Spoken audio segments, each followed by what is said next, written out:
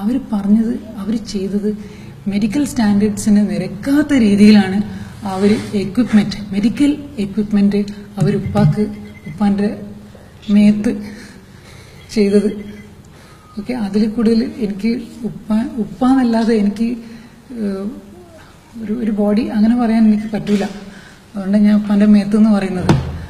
അവർ use ചെയ്ത equipment ഒരു mechanical compression device for the chest, അതാണ് അവർ യൂസ് ചെയ്തത്.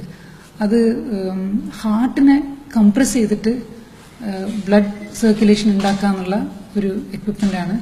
അത് യൂസ് ചെയ്യുന്നത് എന്തിനാന്ന് പറഞ്ഞാൽ, ഒരു പേഷ്യന്റിന്റെ ഹാർട്ട് നിലച്ചു പോയാൽ അത് തിരിച്ച് വരുന്നത് വരെ ഒരു ടൈം കിട്ടാൻ വേണ്ടിയിട്ടാണ്.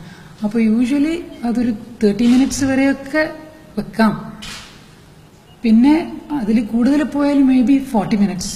അത് കഴിഞ്ഞാൽ പിന്നെ സർവൈവൽ റേറ്റിന് ചാൻസ് ഇല്ല. ഓക്കെ, ഈ മെഷീനാണ് അവർ പറയുന്നത് അവർ 12 മണിക്കൂർ ഉപ്പാന്റെ ബോഡിയിൽ വെച്ചിരുന്നു. എന്നിട്ട് അതേ സമയത്ത് അവർ വെന്റിലേറ്റർ വിട്ടിരുന്നു. അപ്പോൾ ഈ വെന്റിലേറ്ററിനെ കൂടെ അവർ ഓക്സിജൻ അയക്കുന്നുണ്ട്. ഈ മെഷീൻ ഇങ്ങനെ വെച്ച് കഴിഞ്ഞാൽ ഉണ്ടാവാവുന്നതാണ് റിബ് ഫ്രാക്ചറൊക്കെ. അതൊക്കെ ഉണ്ടായിട്ടുണ്ടാവാം. കാരണം ആ ഡോക്ടേഴ്സ് ഈ വിവരം പറഞ്ഞു കഴിഞ്ഞിട്ട് ഞാൻ ഉപ്പാനെ പോയി നോക്കിയപ്പോൾ ഉപ്പാന്റെ മുഖം ഇത് ഭയങ്കരമായിട്ട് സ്വെല്ലിംഗ് ഉണ്ടായിരുന്നു. And doctors were explaining that it is subcutaneous emphysema. എനിക്കറിയാം, പക്ഷെ സഹിക്കാൻ പറ്റാത്ത ഒരു വിഷമം ഉണ്ടായത്. എനിക്കറിയാം ഉപ്പാനെ സപ്പോർട്ടേഴ്സ് എല്ലാവർക്കും അത് പെയിൻഫുൾ ആയിരുന്നു എന്ന്. അപ്പം ഇന്നലെ വരെ ഞാൻ ഒരുപാട് വേദനിച്ചു. എനിക്ക് ഉറങ്ങാൻ പറ്റുന്നില്ല ദുഃഖം കൊണ്ട്. ഇന്നലെ ആയപ്പോഴും എനിക്ക് ദുഃഖമല്ല, എനിക്ക് തോന്നുന്നത് എനിക്കൊരു ഡ്യൂട്ടി ഉണ്ടെന്നാണ്. കാരണം ഞാനൊരു മെഡിക്കൽ പ്രൊഫഷണലാണ്. എൻ്റെ ഫാദർ എന്നെ പഠിപ്പിച്ചിട്ടുള്ള എന്താന്ന് പറഞ്ഞാൽ, എൻ്റെ ഉപ്പ എന്നെ പഠിപ്പിച്ചിട്ടുള്ള എന്താന്ന് പറഞ്ഞാൽ, ഇൻജസ്റ്റിസ് കണ്ടാൽ I have to stand up for justice.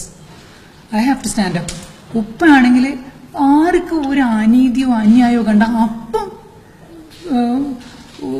ശബ്ദം ഉയർത്ത് അതിനു വേണ്ടിയിട്ട്.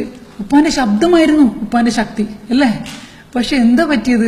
അന്ന് ഉപ്പാക്ക് പാർലമെന്റിൽ ഉപ്പ കുഴഞ്ഞു വീണപ്പോ ഉപ്പാന്റെ ശബ്ദം നിലച്ചു പോയല്ലോ. അത് ആ കാരണം കൊണ്ടാണല്ലോ അവരിതൊക്കെ ചെയ്തത്. ഉപ്പക്ക് ശബ്ദമുണ്ടായിരുന്നെങ്കിൽ ഒരാൾക്കും ഇങ്ങനെ ചെയ്യാൻ പറ്റൂല. പിന്നെ എനിക്ക് വേറൊരു കാര്യം കൂടിയുണ്ട്. ഞാൻ ഒരു പത്തോളജിയിലാണ് ഞാൻ ടീച്ച് ചെയ്യുന്നതും, അതാണ് എൻ്റെ സ്പെഷ്യാലിറ്റി. പക്ഷെ എൻ്റെ വേറെ ഇതിന് പുറമെ എനിക്കൊരു സ്പെഷ്യാലിറ്റിയും കൂടി ഉണ്ട്, മെഡിക്കൽ എഡ്യൂക്കേഷൻ. അതിൽ എൻ്റെ area of interest professionalism, medical ethics, ഇതൊക്കെ ഞാൻ മെഡിക്കൽ സ്റ്റുഡൻസിനെ പഠിപ്പിക്കുകയാണ്. അപ്പോൾ എന്നും വാദോരാതെ ഞാൻ സംസാരിക്കുന്നുണ്ട് മെഡിക്കൽ സ്റ്റുഡൻസ് എങ്ങനെ പെരുമാറണം, ഏതാണ് കറക്റ്റ്, ഏതാണ് തെറ്റെന്ന്. എൻ്റെ മുമ്പിൽ ഞാൻ കാണാണ് അവിടെ ഏറ്റവും അൺഎത്തിക്കലായിട്ടുള്ള, ഈവൻ ക്രൂവൽ അസോൾട്ട്, അതാണ് ഞാൻ കാണുന്നത്.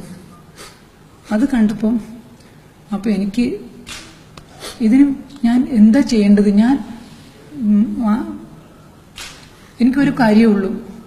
RML ഹോസ്പിറ്റലിൻ്റെ അടുത്ത് ഒരു ചോദ്യമേ ഉള്ളൂ. എന്തിനു വേണ്ടി ഇത് ചെയ്തു? ഓരോ സ്റ്റെപ്പും അവരെന്തിനു വേണ്ടി ഇത്ര മണിക്കൂർ, ആ മെഷീനിൽ ലൂക്കാസ് എന്ന പേരുണ്ട്, ഓട്ടോപൾസ് എന്ന പേരുണ്ട്, ആ മെഷീനിൽ എന്തിന് ഇത്ര മണിക്കൂർ ഇട്ടു? അവര് എവിടുന്നാണ് അവർ ഈ ജഡ്ജ്മെന്റ് എടുത്തത്? എന്തുകൊണ്ട് ഫാമിലി മെമ്പേഴ്സ് പുറത്തിരുന്ന് യാചിച്ചുകൊണ്ടിരിക്കുന്ന, വളരെ മിതഭാഷയിൽ യാചിച്ചുകൊണ്ടിരിക്കുന്ന ഫാമിലി മെമ്പേഴ്സിനോട് അവർ ഡിസ്കസ് ചെയ്തില്ല? ആൻഡ് ഫാമിലി മെമ്പേഴ്സിന് കുറച്ച് വിവരമുണ്ട്. ഹെൽത്ത് കെയർ പ്രൊഫഷണൽസ് ആണ് family members. So health care പ്രൊഫഷനിൽ വർക്ക് ചെയ്യുന്ന പ്രൊഫഷണൽസ് ഇങ്ങനെ ചെയ്യുന്നതിനെ പറ്റിയിട്ട് എനിക്ക് ഉറപ്പാണ് ഇന്ത്യയിലുള്ള എല്ലാ ഹെൽത്ത് കെയർ പ്രൊഫഷണൽസും ലജ്ജിക്കും ഇവരുടെ ഈ ആക്ഷൻസിന്. അതുകൊണ്ട് RML ഇതിനൊരു വിശദീകരണം തരണം. ഈ വിശദീകരണം കേട്ടിട്ട് മാത്രമേ ഇനി വേറൊരാൾക്ക് ഇങ്ങനെയൊന്നും വരില്ല എന്നുള്ള ഉറപ്പ് നമുക്ക് വരുത്തിക്കാൻ പറ്റുള്ളൂ. എനിക്ക് ഉറപ്പാണ് ഉപ്പ ഇതിനെ ചെയ്തിട്ടുണ്ടാകുന്ന, എനിക്ക് യാതൊരു സംശയവുമില്ല. അതുകൊണ്ട് ഇവർ വന്ന് നിർബന്ധിച്ചപ്പോൾ ഞാൻ തീരുമാനിച്ചു, I am going to talk, I am going to say. ഇന്ന് ഞാൻ പറഞ്ഞില്ലെങ്കിൽ എൻ്റെ ജീവിതം മുഴുവനും എനിക്ക് ഫോർഗീവ് ചെയ്യാൻ പറ്റൂല എന്നോട്. കാരണം എനിക്ക് ഈ വിവരം തന്നതും എന്നെ പഠിപ്പിച്ചതും വളർത്തിയതും എല്ലാം ഉപ്പയാണ് എനിക്ക് വാല്യൂസ് പഠിപ്പിച്ചു തന്നത്. അപ്പൊ പിന്നെ ഒരു അന്യായം അത് ഉപ്പാന്റെ മേത്ത് ചെയ്ത് കണ്ടാൽ I have to make sure that it's not repeated. I have to make sure. Actually അവിടെ ഉള്ളപ്പോൾ തന്നെ എൻ്റെ ഹസ്ബൻഡ് അവിടെയുള്ള ജൂനിയർ ഡോക്ടേഴ്സിൻ്റെ അടുത്ത് അടുക്ക് വെച്ച് യാതൊരു നിവൃത്തിയില്ലാതെ ആയപ്പം 12 മണിയായ സമയത്ത് എൻ്റെ ഹസ്ബൻഡ് ചോദിച്ചു, നിങ്ങൾ ഈ പറയുന്നത്, നിങ്ങൾ ഈ ചെയ്യുന്നത് ശരിയാണോ? നിങ്ങളൊന്ന് ആലോചിച്ചത്, നിങ്ങളെ ഫാദർ അവിടെ കിടക്കാൻ നിങ്ങളൊന്ന് ആലോചിച്ചു നോക്കും പറഞ്ഞപ്പം അവിടുത്തെ ഡോക്ടേഴ്സ് എല്ലാം തല കുനിച്ച് ചിലവരൊക്കെ ഉയർത്ത് കുളിക്കുന്നുണ്ട്. 2-3 ജൂനിയർ ഡോക്ടേഴ്സ്. അവർ പറയുന്ന ആ സമയത്തൊക്കെ ഞാൻ പകച്ചു നിൽക്കുകയായിരുന്നു, ഞാൻ ഒരു വാക്കും പറഞ്ഞിട്ടില്ല. അപ്പോൾ എനിക്ക് ഇപ്പോഴെങ്കിലും എന്തെങ്കിലും ചെയ്യണം, എന്തെങ്കിലും എല്ലാവരുടെ അടുത്തും അറിയിക്കണം ഇത് ശരിയല്ല. അതുകൊണ്ട് RML അടുത്ത് എനിക്ക് ഈ ക്വസ്റ്റ്യൻ ഉണ്ട്, അത്രയേ ഉള്ളൂ പറയാൻ.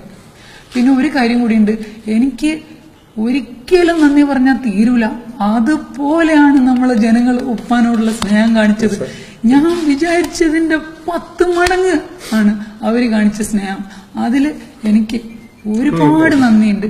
അത് ഏറ്റവും ഏതെല്ലാം ലെവലിലുള്ള ഏതെല്ലാം ഭാഗത്തുള്ള ആൾക്കാർ ഏതെല്ലാം, അത് ഇന്ന പാർട്ടി, ഇന്ന ഗ്രൂപ്പ്, ഇന്ന മതം, അങ്ങനെ യാതൊരു വ്യത്യാസമില്ല. അതാണ് ഉപ്പാന്റെ പ്രത്യേകതയിൽ.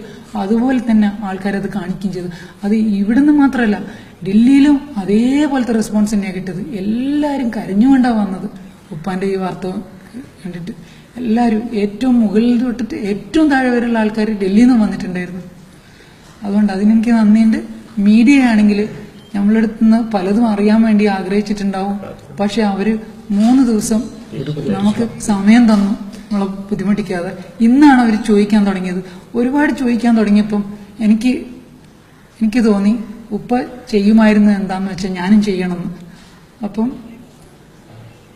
അത്രയേ ഉള്ളൂ എനിക്ക് പറയാൻ.